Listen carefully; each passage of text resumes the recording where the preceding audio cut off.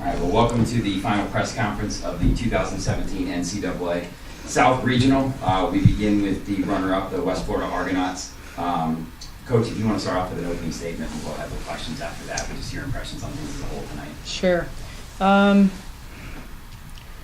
I thought that we had a really good game plan. Girls came in super fired up, very confident, and they knew what they wanted.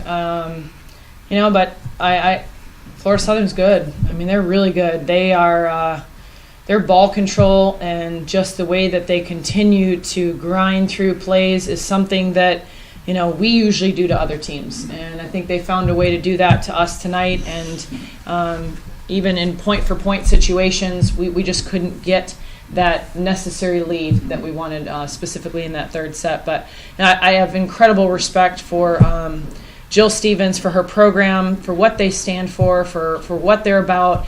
This entire tournament has been a class act. It's been extremely well run. This has been a great experience for these guys.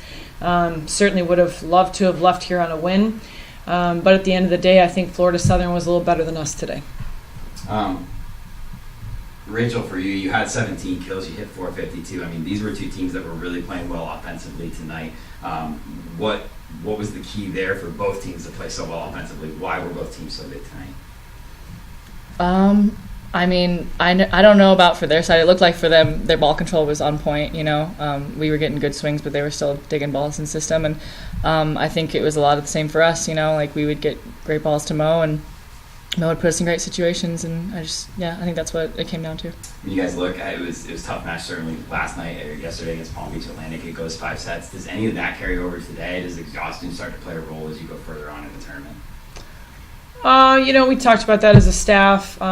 We spoke briefly to our players about it, but the reality is we knew coming into this year going to have to beat 3 good teams to win it. Mm-hmm. And I think these guys are in phenomenal shape. I think our strength staff does an unbelievable job. Our athletic trainers, we were prepared to do whatever we had to do to win that match today. I think it was more execution than it was fatigue. Right. So, they gave everything they had. Still, even towards the end of that 4th set, I really still believe that we had a shot, and that's because of how hard they grind. But this is why we work so hard in the off season, and they know that. But these guys take the way that they take care of their bodies and what they do to prepare for these moments very seriously, and I think that shows for us to be able to win that.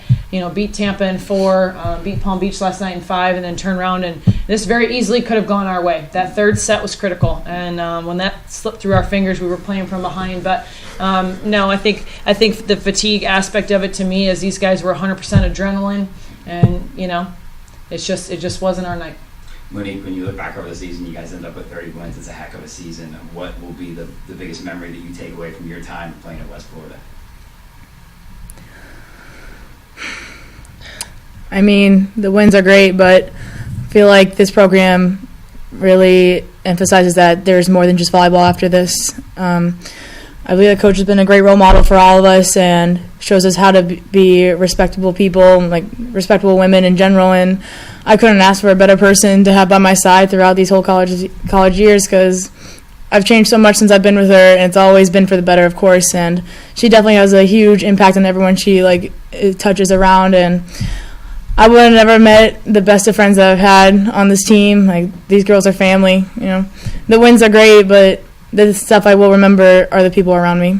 And Katie, for you, one thing in watching you guys this week, you never stop fighting. Where does that attitude come from? Does it come from the coaches? Does it come from your teammates? Where did that come from? It comes from our program. Anyone in our program doesn't stop fighting. There's never a point in time where we're not going to be fighting. And that's something UWF volleyball has been about for years. That's when you come into the program, that's tradition.